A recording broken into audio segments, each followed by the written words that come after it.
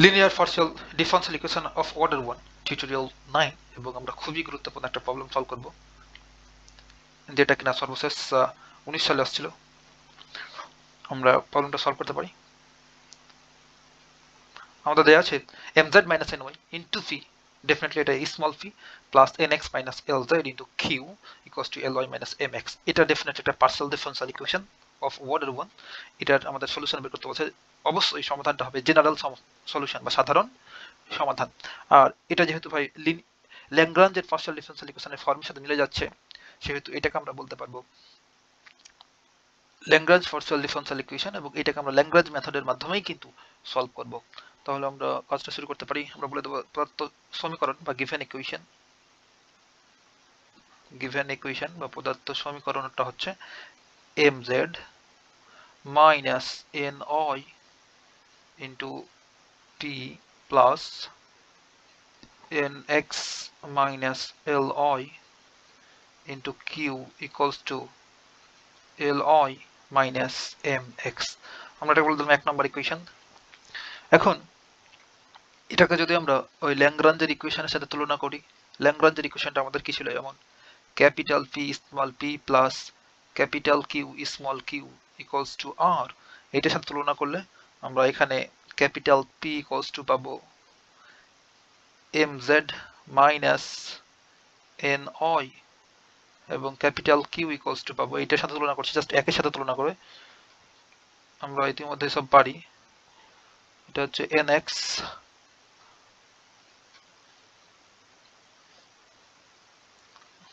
nx minus ly, just এইটুক। আশা করি বুঝছেন। এইটুক হচ্ছে ক্যাপিটাল P, এইটুক হচ্ছে ক্যাপিটাল Q, আর এই পোর্শনটুকু হচ্ছে capital R।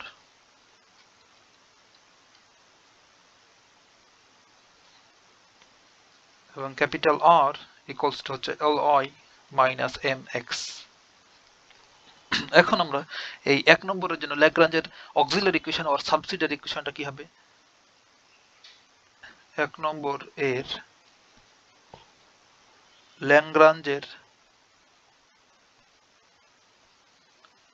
Lagrange subsidiary or auxiliary equation, Bangla যেটা আমরা বলি সহায়ক ইকুয়েশন, সমাধান সমীকরণ।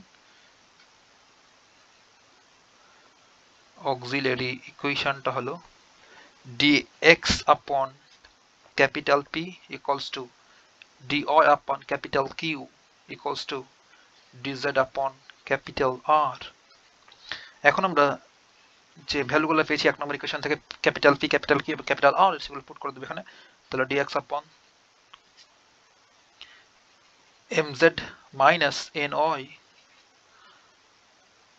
equals to dy upon nx minus ly equals to dz upon r সমান পেয়েছি ly minus mx, ly minus mx।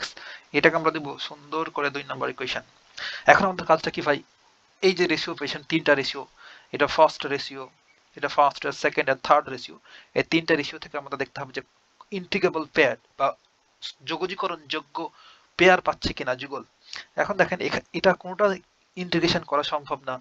একটু যদি লক্ষ্য করি, এখানে দেখেন আবার এক্স এর রেসপেক্ট এখানে ইন্টিগ্রেশন করতে পারবো না। এখানে এক্স এর কোনো ভ্যারিয়েবল নাই বা এক্স যুক্ত কোনো টার্ম নাই।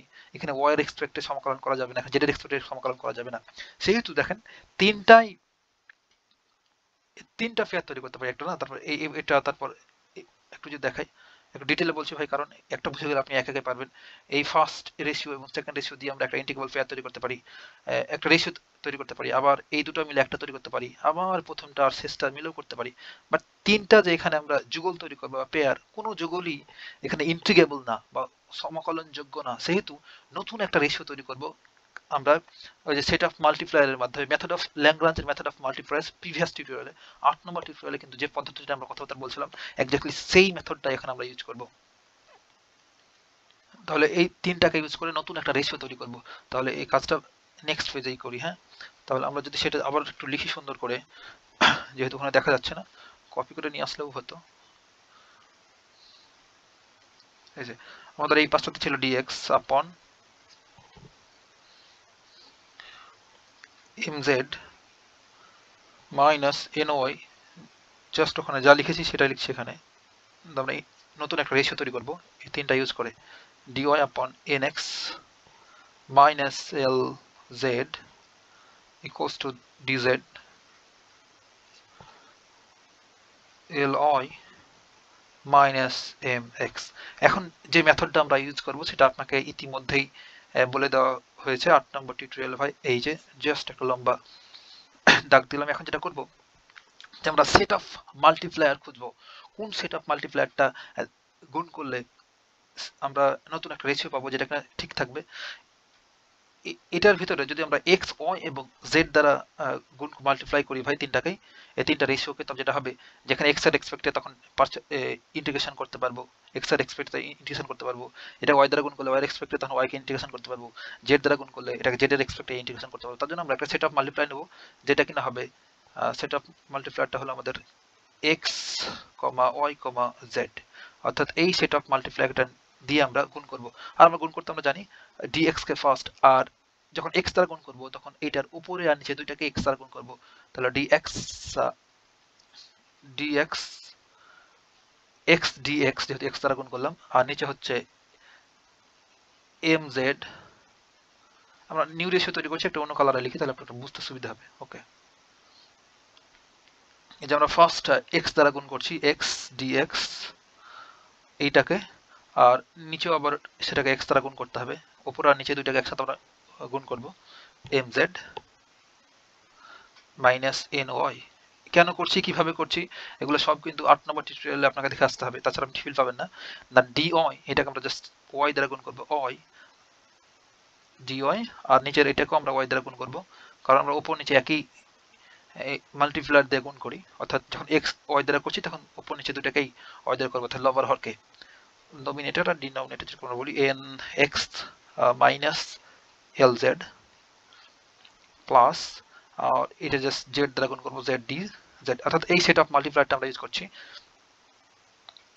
প্লাস ly মাইনাস mx, আর এটাকে গুণ করছি আমরা ডেফিনেটলি কি দ্বারা হয়, z দ্বারা, lz। ওকে, এখন আমরা সিম্পলি নতুন একটা রেসিপি পেয়ে যাব। এই ক্যালকুলেশনটা এই নিচে নিচে যদি একটু করি তাহলে খুবই সহজ ক্যালকুলেশন, এটা জাস্ট গুণ করে ফেলবো, x dx উপরে থাকলো plus y dy plus z dz। আর আপনাকে বলছিলাম ভাই আমরা এমন একটা সেট অফ মাল্টিপ্লায়ার দা গুণ করব যেন দেখি যে নিচে যে ডিনোমিনেটরটা পাবো, অর্থাৎ হরটা, এইটা যেন জিরো হয়ে যায়। তাহলে কি হবে, এগুলোর সাথে যখন আমরা অনুপাত করব, রেশিও নেব, অর্থাৎ ইন্টিগ্রেবল পেয়ার নেব, তখন যে কোনো একটা রেশিও নিলেই ওটা জিরো হয়ে যায় টোটালটা। একটু পরে দেখবেন আপনি কেমনি আসলে কাজটা ঘটছে। ওকে, আমরা একদম টানা গুণ করবো আর কি, বাংলা গুণ যেটাকে বলে, এক্স আর এটার সাথে গুণ করলে হচ্ছে amxz,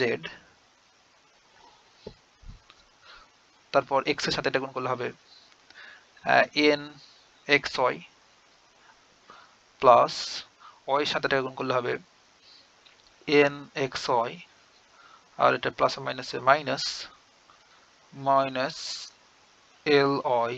lyz, তারপরটা হচ্ছে প্লাস, এটা বোঝার কিছু না, জাস্ট টানা গুণ করছি আর কি, z এর সাথে এটা গুণ করলে z lyz ডেফিনেটলি প্লাস, আর প্লাস মাইনাস মাইনাস mxz। এখন দেখেন তো ভাই যে mxz আর mxz মোকাবেলা, আবার nxy মোকাবেলা, lyz মোকাবেলা, তো নিচে কি পড়ে থাকলো, কিছুই থাকলো না, জিরো। তাহলে এখানে এটা লিখতে পারবো x dx plus y dy plus z dz আপন, নিচে হচ্ছে সিম্পলি জিরো। এখন আমরা নতুন একটা রেশিও পেয়ে গেছি, এখানে তিনটা রেশিও, 1 2 3, আর এখানে যে একটা রেশিও তৈরি করলাম এটা ডেফিনেটলি নিউ রেশিও। এখন যে নিউ রেশিওটা পেলাম ভাই, এটাকে যে কোনো একটা রেশিওর সাথে যদি নিই তাহলে আমরা ইন্টিগ্রাল পেয়ার পেয়ে যাবো। আপনি যে কোনো ছাত্রের সাথে নিতে পারেন। জাস্ট আপনাকে একটা আমি নিয়ে দেখাচ্ছি যে কোনটার সাথে আমরা নিব। ধরেন এই রেশিওটাকে এই প্রথমটার সাথে নিলাম, এটার সাথে, তখন কি হবে?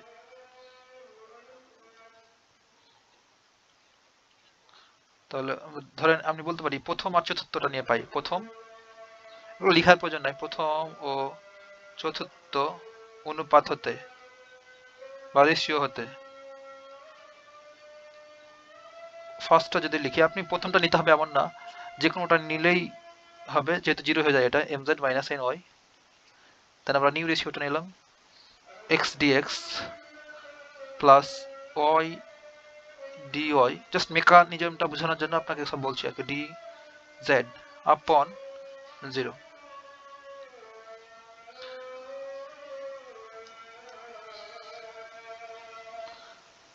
এখন দেখেন তো ভাই, এই জিরোকে ধরে নিয়ে যদি এটার পাশে বসাই দিই, এই যে এমন করে আইনে বসাই দিই, তা টোটালটা জিরো হয়ে যাবে না? বুঝতে পারলাম?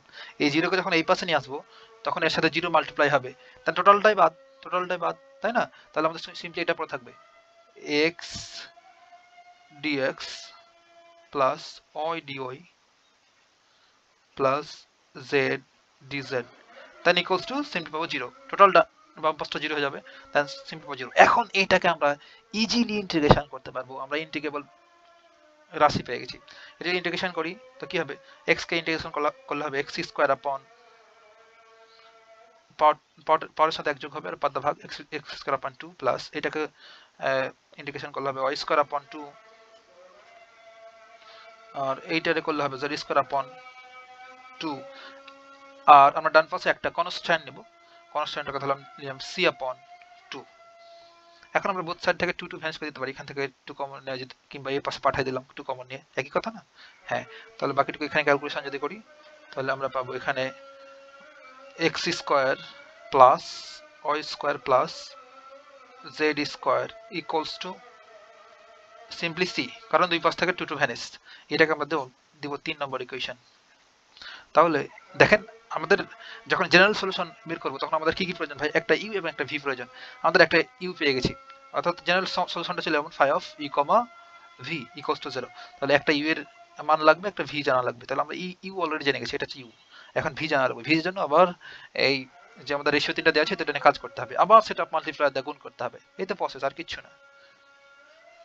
নেক্সট পেজে আমরা বাকি কাজটা করতে পারি। ভাই আজান দিচ্ছে, একটু শুনতে অসুবিধা হতে পারে, বাট একটু মানিয়ে নেবেন আর কি। এখন আমরা যদি নেক্সট কাজটা করতে পারি, আবার আমরা 2 নম্বর ইকুয়েশনটা লিখবো সুন্দর করে। Form 2 we get dx upon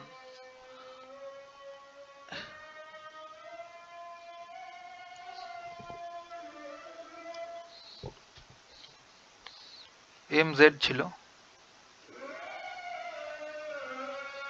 তাই না? একটু দেখি, mz minus n, okay, equals to dy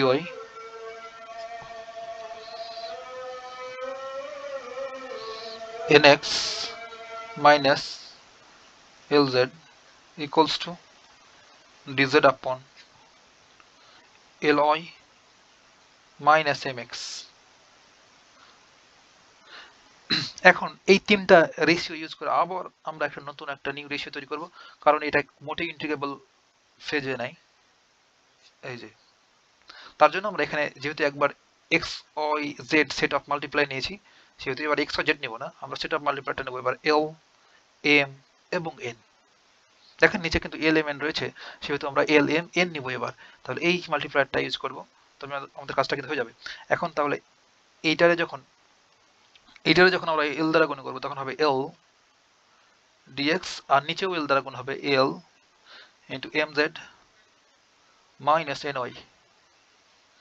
আমরা প্লাস দেবো, এই যে প্লাস দেওয়া ম্যান্ডেটরি না, প্লাস মাইনাসও দিতে পারেন আপনি কোনো কোনো ক্ষেত্রে যখন আপনার ইউজ হবে, প্রয়োজন হবে, বাট এখানে প্লাস দিয়ে হয়ে যাচ্ছে। আমরা এক্সাম্পলও কিন্তু দেখেছিলাম এটা। তারপরটা হচ্ছে, পরটাকে আমরা এম দ্বারা গুণ করবো, উপরে নিচে দুইটাকে একসাথে এম দ্বারা গুণ করবো আমরা এম, তাহলে এটা হচ্ছে এম ডি ওয়াই, আর এটা হচ্ছে M N x minus L Z, দেন প্লাস এটার আমরা এন দ্বারা গুণ করবো, এই এন সেট অফ মাল্টিপ্লায়ার, তাহলে ডিজেড আপন, অর্থাৎ আমরা মেথড 2 ইউজ করছি ভাই, ওই আমরা চারটা মেথডের ভিতরে n li মাইনাস m এর পর এখানে x ছিল, এটা হচ্ছে x। আমরা সিম্পল ক্যালকুলেশন করবো আর কি, আর কিছুই না। তাহলে উপরে l dx plus m dy plus n dz আপন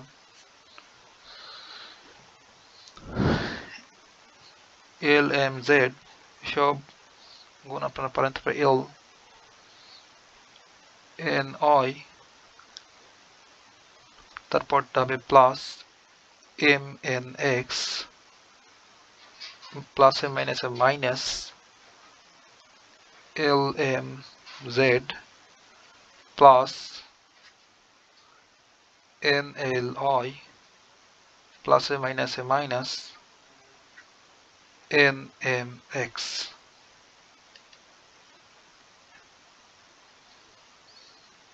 বাই m n x একই কথা। এখন দেখেন তো এখানে lmz, এখানে lmz মোকাবিলা, lny মোকাবিলা, mnx মোকাবিলা, নিচে 0। তাহলে আমরা লিখতে পারবো simply ldx plus mdy plus ndz আপন 0। এখন এটা হচ্ছে আমাদের ফোর্থ রেশিও বা নিউ রেশিও পেলাম, একটা নিউ রেশিও, নতুন অনুপাত। এটা 4 নম্বর রেশিও। এখন এই তিনটা রেশিওর যে কোনো একটার সাথে যদি এটাকে আমরা নিই তবে সেটাই 0 হয়ে যাবে, তাই না? এই 0 যখন পাঠিয়ে দেবো যে কোনো একটার সাথে নিলেও 0 হয়ে যাবে, তাই না? আর প্রথম নিতে হবে, দ্বিতীয় তৃতীয় ডাজন্ট ম্যাটার ভাই, আপনি যে কোনো একটা নেবেন এর সাথে, চতুর্থ রেশিওর সাথে, সেটা 0 হয়ে যাবে। সেহেতু আমরা ওই কাহিনী করতে যাব না, আমরা সিম্পল লিখে দেবো এখন যে implies that ldx plus mdy plus ndz equals to কত হবে? ডেফিনেট 0 হবে। আমি আর এটা লিখছি না, যে কোনো একটা রেশিও পাশাপাশি দেখাচ্ছি না ভাই, আপনি বুঝে যাচ্ছেন তাই না, যে 0 গুণ করে দিলে 0 হয়ে যাবে ডান পাশটা। হ্যাঁ, এখন আমরা জাস্ট ইন্টিগ্রেশন করে দেবো। এটা যদি ইন্টিগ্রেশন করে দিই তাহলে আমরা যদি x এর রেসপেক্টে করছি তাহলে এখানে এলটা কনস্ট্যান্ট আর পাশে কি আছে 1 কে করলে হবে x প্লাস এটা হবে m তো কনস্ট্যান্ট, আর 1 কে y এর রেসপেক্টে করলে হবে y প্লাস n হচ্ছে কনস্ট্যান্ট, আর তাহলে 1 আছে এখানে, 1 কে z এর রেসপেক্ট করলে হবে z ইকুয়ালস টু 0। বুঝতে পারলাম? এই যেমন ধরেন ইন্টিগ্রেশন l dx আছে, lটা যেহেতু কনস্ট্যান্ট বাইরে রেখে দিলাম, এখানে 1 dx 1 কে সমাকলন করলে x হয় না, তাহলে x হলো। এই তো এটার কথা বলছি আর কি। আর একটা তো কনস্ট্যান্ট লাগবে ভাই, কনস্ট্যান্টটা ডান পাশে দিয়ে দিলাম, এই যে এই পোর্শনটাতে একটা কনস্ট্যান্ট লাগবে। এখানে কনস্ট্যান্টটাকে বলছি c1, যেহেতু ওখানে c দিয়েছি সেহেতু c1 বলছি। এটাকে এখন আমরা বলতে পারবো 3 নম্বর দিয়েছি তাই না, এটা হচ্ছে 4 নম্বর ডিফারেন্ট ইকুয়েশন।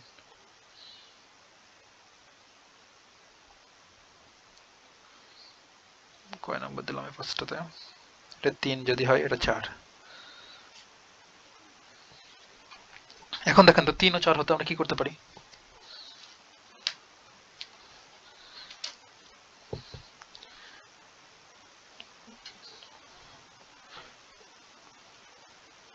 তিন ও 4 হতে জেনারেল সলিউশন বা সাধারণ সমাধানটা হলো এই যে phi of u, v equals to 0।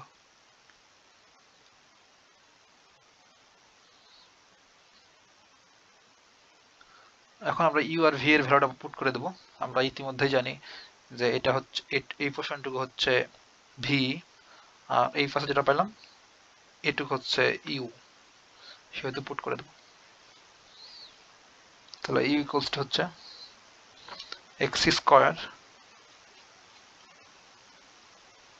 Plus y square plus z square, আর v হচ্ছে lx plus my plus nz equals to 0। আর এখানে বলে দেবো যেখানে এই ফাইটা হচ্ছে ভাই একটা ফাই আরবিটারি ফাংশন বা ইচ্ছামূলক ফাংশন। বুঝতে পারলাম? কোনো ঝামেলা থাকলে ভাই বলবেন। এই তো হলো কাহিনী। এতটুকুই, কথা হবে নেক্সট টিউটোরিয়াল।